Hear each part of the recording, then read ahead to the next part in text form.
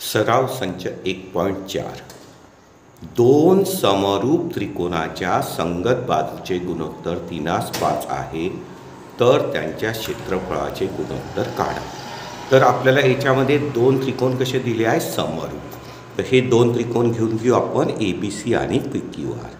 त्रिकोण ABC समरूप त्रिकोण PQR। हे दोन त्रिकोण समरूप दिलेले आहे आणि यांच्या संगत बाजूचं गुणोत्तर 3:5 दिलं आहे। तर संगत बाजू कोणती होईल? AB आणि PQ। आता आपल्याला AB आणि PQ याचं गुणोत्तर 3:5 दिलेलं आहे आणि त्याच्या क्षेत्रफळाचं गुणोत्तर काढा। तर दोन त्रिकोण समरूप असेल तर त्याच्या क्षेत्रफळाचं गुणोत्तर म्हणजे एरिया ऑफ ट्रायंगल ABC भागिला एरिया ऑफ ट्रायंगल PQR। तर दोन त्रिकोणाच्या क्षेत्रफळाचे गुणोत्तर हे संगत बाजूच्या वर्गाच्या गुणोत्तरा एवढे असते। तर संगत बाजू कोणती घेतली आहे? ABचा वर्ग भागिला PQचा वर्ग। तर याला कोणता प्रमेय म्हणतात?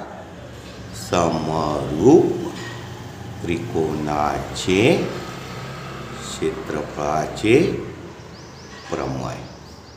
तर समरूप त्रिकोणाच्या क्षेत्रफळाचं प्रमेय काय आहे? तर दोन त्रिकोणाच्या क्षेत्रफळाचं गुणोत्तर हे संगत बाजू AB आणि PQ। तर ABचा वर्ग भागिला PQचा वर्ग। आता याच्यामध्ये किमती ठेवा। AB किती आहे? 3चा वर्ग आणि PQ किती आहे? 5 त्याचा वर्ग। तर 3चा वर्ग किती होईल? 9, 5चा वर्ग 25। म्हणून या दोन त्रिकोणाच्या क्षेत्रफळाचं गुणोत्तर किती झालं? 9/25। दुसरं गणित। त्रिकोण ABC आणि PQR समरूप दिलेला आहे आणि AB आणि PQ यांच्या संगत बाजूचं गुणोत्तर दिलं आहे 2:3। तर खालील चौकटी पूर्ण करा, म्हणजे या रिकाम्या जागा भरायच्या आहे। तर हे दोन त्रिकोण कसे आहे? समरूप। आणि समरूप त्रिकोणाच्या क्षेत्रफळाचं जे गुणोत्तर आहे ते संगत बाजूच्या वर्गाच्या गुणोत्तरा एवढं असते। तर इथे AB आणि PQ संगत बाजू आहे, तर वर्गाचा गुणोत्तरा एवढं असते। तर म्हणजे इथे आपण AB वर्ग लिहिलं, तर इथे आपल्याला लिहावं लागेल PQचा वर्ग। कशाचा? PQचा वर्ग। आता AB वर्गची किंमत 2 आहे आणि PQ वर्गाची किंमत 3, म्हणजे 2चा वर्ग भागिला 3चा वर्ग। तर 2चा वर्ग किती होईल? 4 आणि 3चा वर्ग होईल 9। तिसरं गणित। त्रिकोण ABC समरूप त्रिकोण PQR। हे दोन त्रिकोण आपल्याला समरूप दिलेले आहे। ABC त्रिकोणाचं क्षेत्रफळ 80 दिलेलं आहे आणि PQR त्रिकोणाचं क्षेत्रफळ 125 म्हणजे 125 दिलेलं आहे। तर खालील चौकटी पूर्ण करा, म्हणजे या रिकाम्या जागा भरायच्या आहे। तर ABC त्रिकोणाचं क्षेत्रफळ 80 दिलेलं आहे आणि PQRचं किती दिलं आहे? 125। म्हणजे इथे त्रिकोण काय पाहिजे? PQR। हा P आहे, PQR। ठीक आहे। आणि दोन त्रिकोण जर समरूप असेल तर त्या दोन त्रिकोणाच्या क्षेत्रफळाचं जे गुणोत्तर असते ते संगत बाजूच्या वर्गाच्या गुणोत्तरा एवढं असते। तर संगत बाजू कोणती आहे? AB आणि इथे संगत बाजू PQ। तर मग याच्या समोर काय लिहावं लागेल? तर हे दोन त्रिकोण समरूप आहे, तर या दोन त्रिकोणाच्या क्षेत्रफळाचं गुणोत्तर हे संगत बाजूच्या वर्गाच्या गुणोत्तरा एवढं असते। तर संगत बाजू AB आणि PQ म्हणजे ABचा वर्ग भागिला PQचा वर्ग। ठीक आहे। आता ह्या तीनही बाजू सारख्या आहे, तर आपल्याला या दोन बाजू सारख्या घेऊन ए बी आणि पी क्यूचं गुणोत्तर काढता येईल आणि हे इथे लिहिता येईल. म्हणजे कसं लिहावं लागेल? 80/125 बरोबर ए बीचा वर्ग भागिला पी क्यूचा वर्ग. इथे भाग जाईल 5चा. 5 1 5 उरले 3 5 सख 30 16.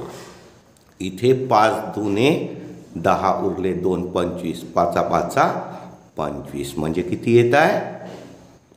16/25 बरोबर ए बीचा वर्ग भागिला पी क्यूचा वर्ग. आता जर आपण याचं वर्गमूळ केलं तर 16चं वर्गमूळ होईल 4 आणि 25चं वर्गमूळ होईल 5 आणि मग इथे वर्ग निघून जाईल. म्हणजे ए बी भागिला पी क्यू. ठीक आहे. आणि रिकाम्या जागेमध्ये आपल्याला ए बी भागिला पी क्यूची किंमत ठेवायची आहे. तर किती येतं याचं गुणोत्तर? 4/5. त्रिकोण LMN समरूप त्रिकोण PQR. म्हणजे आपल्याला इथे हे दोन त्रिकोण समरूप दिले आहे आणि 9 गुणिला एरिया ऑफ त्रिकोण PQR बरोबर 16 गुणिला एरिया ऑफ त्रिकोण LMN दिलेला आहे. QRची लांबी 20 दिली आहे आणि MN काढायची आहे. QR दिली आहे आणि MN काढायची आहे. तर आपल्याला हे दोन त्रिकोण कसे दिले आहे? समरूप दिले आहे. आणि समरूप त्रिकोणाच्या क्षेत्रफळाचं गुणोत्तर हे संगत बाजूच्या वर्गाच्या गुणोत्तरा एवढं असते. म्हणजे कसं लिहावं लागेल? त्रिकोण LMN समरूप त्रिकोण PQR. हे दोन त्रिकोण समरूप दिले आहे. तर या दोन त्रिकोणाच्या क्षेत्रफळाचं गुणोत्तर म्हणजे एरिया ऑफ त्रिकोण LMN भागिला एरिया ऑफ त्रिकोण PQR या दोन त्रिकोणाच्या क्षेत्रफळाचं गुणोत्तर हे संगत बाजूच्या वर्गाच्या गुणोत्तरा एवढं असते. तर संगत बाजू कोणती दिली आहे? QR आणि MN. QR आणि MN. तर संगत बाजूच्या वर्गाचं गुणोत्तर म्हणजे इथे लिहावं लागेल MNचा वर्ग आणि इथे लिहावं लागेल QRचा वर्ग. आणि कारण काय? समरूप त्रिकोणाचे क्षेत्रफळाचे प्रमेय. आता याच्यामध्ये किमती ठेवावं लागेल. तर QRच्या जागेवर आपण 20 ठेवू शकतो आणि LMN भागिला PQR. तर याच्यावरनं आपल्याला LMN भागिला PQR तयार करावं लागेल. ठीक आहे. तर आपल्याला काय दिलं आहे? 9 गुणिला एरिया ऑफ ट्रायंगल PQR बरोबर 16 गुणिला एरिया ऑफ ट्रायंगल LMN. तर आपल्याला कोणतं गुणोत्तर पाहिजे? LMN भागिला PQR. LMN भागिला म्हणजे PQRला भागाकारात न्यावं लागेल. म्हणजे इकडे न्यावं लागेल आणि 16ला या बाजूला आणावं लागेल. मग गुणाकारातली संख्या भागाकारात येते. 9 भागिला 16 ही इकडे येईल बरोबर एरिया ऑफ त्रिकोण LMN भागिला गुणाकारातलं भागाकारात म्हणजे एरिया ऑफ ट्रायंगल PQR. ठीक आहे. म्हणजे LMN भागिला PQR याचं गुणोत्तर आपल्याला किती दिलं आहे? 9 भागिला 16 दिलेला आहे. तर याच्या जागेवर LMN एरिया ऑफ त्रिकोण LMN भागिला एरिया ऑफ त्रिकोण PQR याच्या जागेवर आपल्याला किती लिहावं लागेल? 9 भागिला 16 बरोबर आपल्याला MN काढायचा आहे. म्हणजे MNचा वर्ग असाच लिहावं लागेल भागिला QR किती दिला आहे? 20. म्हणजे इथे 20चा वर्ग लिहावा लागेल. आता 9चा वर्ग किती होईल? वर्गमूळ काढून घेऊ. कारण की वर्गमूळ काढलं तर वर्ग निघून जाईल.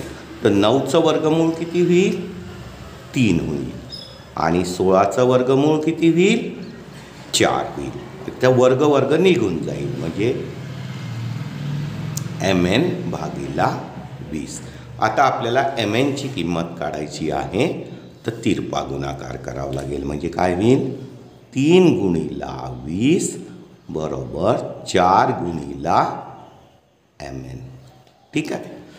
20 त्रिक किती होईल 60 आणि हे भागाकारात येईल भागिला 4 बरोबर mn.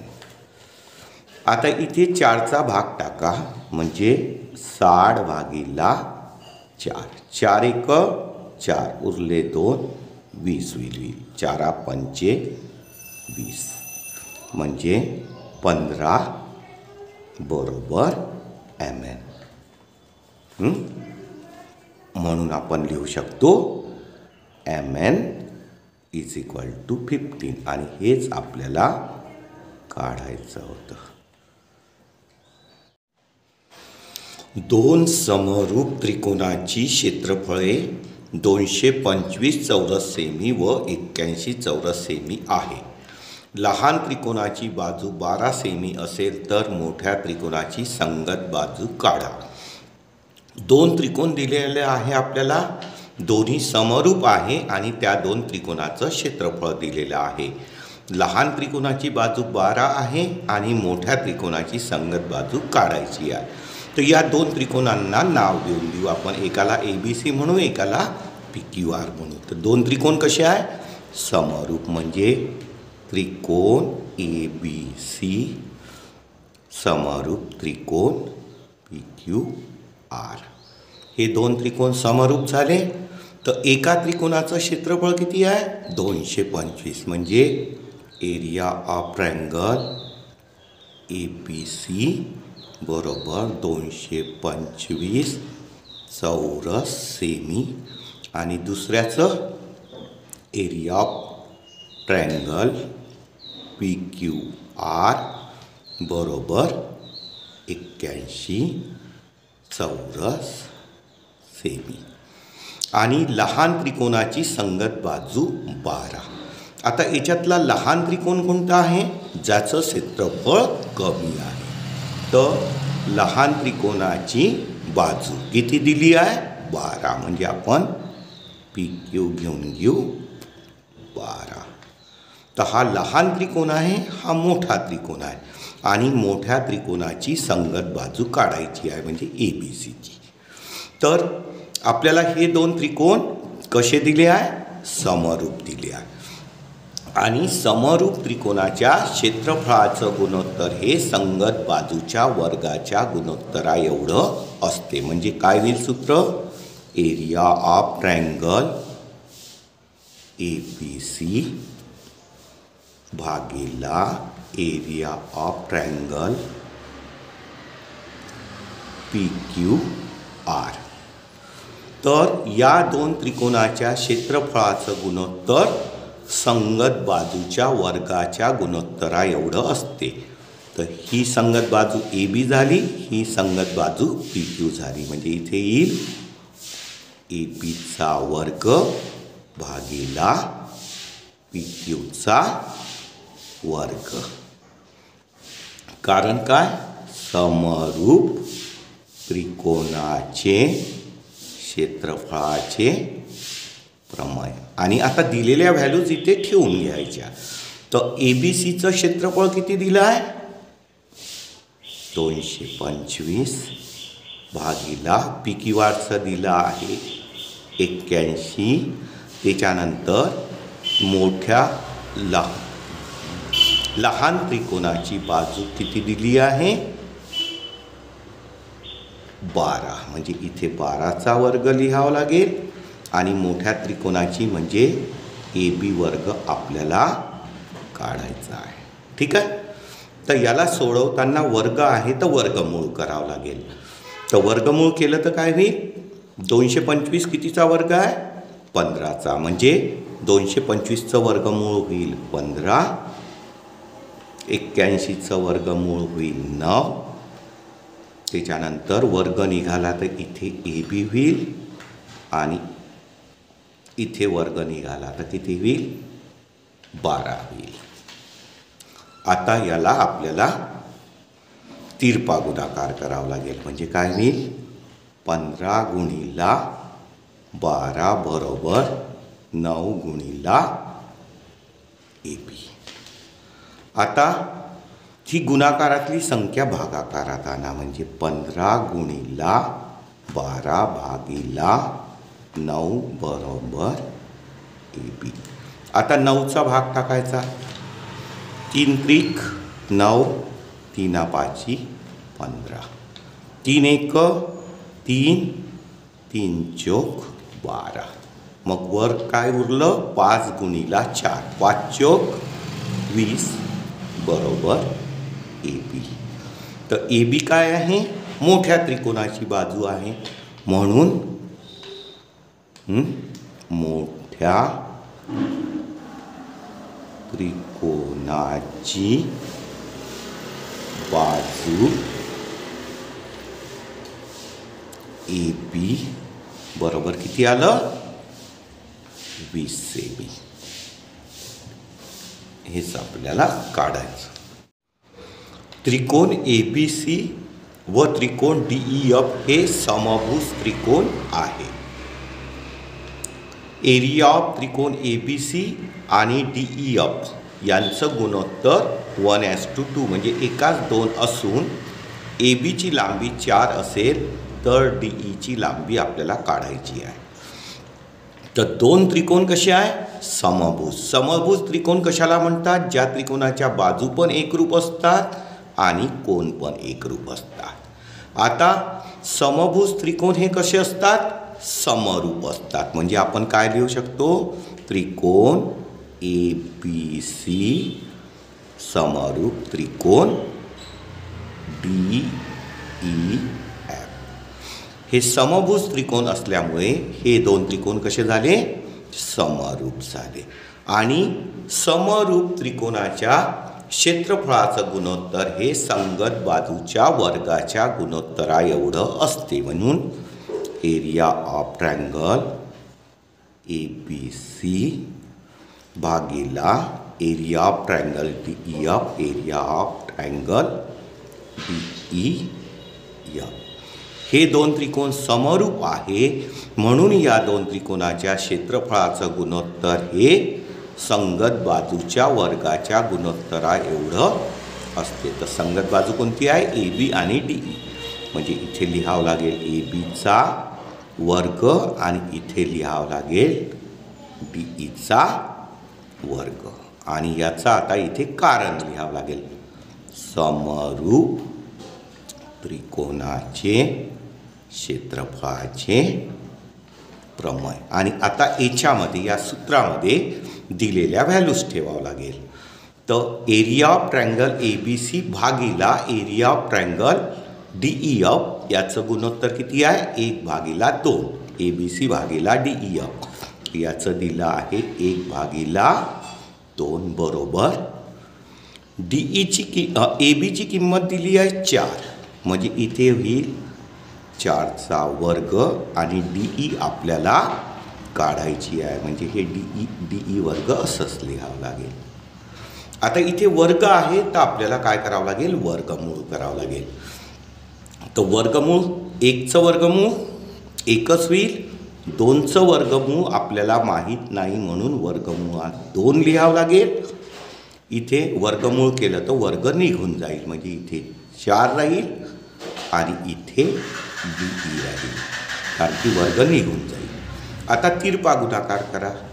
1 गुणिला DE म्हणजे इथे काय होईल DE होईल आणि इथे 4 गुणिला वर्गमुळात 2 म्हणजेच काय होईल DE बरोबर 4 वर्गमुळात 2 आणि हीच DEची किंमत आपल्याला काढायची होती. आकृतीमध्ये PQ समांतर DE ही आकृती दिली आहे. याच्यामध्ये PQ आणि DE कशी आहे समांतर. एरिया ऑफ त्रिकोण PQF 20 एकक. पी क्यू एफ म्हणजे या लहान त्रिकोणाचं क्षेत्रफळ दिलं आहे 20 एकक. P F is equal to 2dp. P F या डी पीच्या डबल आहे. तर क्वाड्रिलॅटरल म्हणजे चौकोन डी पी क्यू ई या चौकोनाचं क्षेत्रफळ काढण्यासाठी आपल्याला कृती पूर्ण करायची आहे, म्हणजे या रिकाम्या जागा भरायची आहे. तर आपल्याला काय काय दिलं आहे याच्यामध्ये? हा जो लहान त्रिकोण आहे पी क्यू एफ याचं क्षेत्रफळ दिलं आहे 20 एकक. त्याच्यानंतर पी एफ डी पीच्या दुप्पट आहे. पी एफ या डी पीच्या डबल आहे. तर डी पीला एक्स मानलं, डी पीची लांबी एक्स मानली, तर पी एफची लांबी त्याच्या डबल होईल म्हणजे 2x होईल. आणि मग आपल्याला डी एफ काढायचं आहे. हे 2x होईल. तर डी एफ काढायचं आहे तर D P plus P F. तर डी एफ काढायचं आहे तर D P plus P F. तर डी पी आहे एक्स, पी एफ आहे 2x आणि या दोघांची बेरीज मिळून काय होईल? x आणि 2x म्हणजे 3x. त्याच्यानंतर हे दोन त्रिकोण आपल्याला समरूप दाखवायचे आहे. तर एफ डी ई आणि एफ पी क्यू हे दोन त्रिकोण दाखवायचे आहे. तर त्याच्यासाठी काय काय दिसत आहे? या दोन समांतर रेषा आहे. तर ही याची छेदिका. तर हा कोन आणि हा कोन कोणता कोन होईल? संगत कोन. आणि रेषा जर समांतर असेल तर संगत कोन कसे असतात? एकरूप असतात. म्हणून एफ डी ई याचा संगत कोन कोणता होईल? F P Q. म्हणजे इथे काय लिहावं लागेल? एफ पी आणि क्यू हे संगत कोन झाले एकरूप. त्याच्यानंतर या समांतर रेषा याची छेदिका ही आहे. तर हे सुद्धा कोणते कोन होईल? संगत कोन. आणि संगत कोन कसे असतात? एकरूप असतात. तर मग एफ ई डी याचा संगत कोन कोणता होईल? F Q P. इथे काय लिहावं लागेल? F Q P. हा क्यू आहे. एफ क्यू पी संगत कोन. आता या त्रिकोणाचे दोन कोन कसे झाले? एकरूप. म्हणून हे दोन त्रिकोण को कसोटीने समरूप झाले. आता हे दोन त्रिकोण कसे झाले? समरूप झाले. तर समरूप त्रिकोणाच्या क्षेत्रफळाचे जे गुणोत्तर असते ते संगत बाजूच्या वर्गाच्या गुणोत्तरा एवढे असते. म्हणून area of triangle F D E भागीला area of triangle F P Q. तर एफ डी ईची संगत बाजू कोणती आहे? D F. आणि एफ पी क्यूची संगत बाजू कोणती आहे? P F. तर संगत बाजूचा वर्ग लिहायचा आहे. तर इथे डी एफचा वर्ग होईल, डी एफचा वर्ग, आणि इथे होईल पी एफचा वर्ग. आता डी एफची किंमत आहे 3x आणि पी एफची किंमत आहे 2x. म्हणून डी एफचा वर्ग म्हणजे 3xचा वर्ग, पी एफचा वर्ग म्हणजे 2xचा वर्ग. आता 3चा वर्ग 9 होईल, 2चा वर्ग 4 होईल आणि x स्क्वेअर कॅन्सल होईल. ठीक आहे. आणि त्याच्यानंतर बघा या दोन त्रिकोणाचा क्षेत्रफळाचं गुणोत्तर आपल्याला किती मिळालं? 9/4. तर आता काय करावं लागेल आपल्याला? भागाकारातली संख्या गुणाकारात, म्हणजे area of triangle F P Q हे इकडे येईल तर गुणाकारात येईल. म्हणून area of triangle F D E बरोबर 9/4 आणि ही भागाकारातलं गुणाकारात येईल. आलं इथे.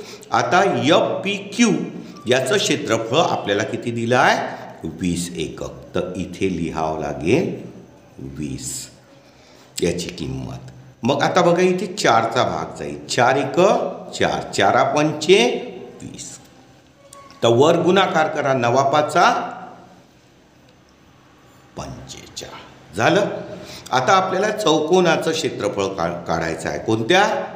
DPQE याचं. तर काय करावं लागेल? या मोठ्या त्रिकोणाच्या क्षेत्रफळामधनं लहान त्रिकोणाचं क्षेत्रफळ वजा करावं लागेल. म्हणजे FDE या त्रिकोणाच्या क्षेत्रफळामधनं FPQ काय करावं लागेल? मायनस करावं लागेल. तर FDE याचं क्षेत्रफळ आपण किती काढलं? 45 म्हणजे 45. आणि या FPQचा आपल्याला किती दिला आहे? 20 दिलेला आहे.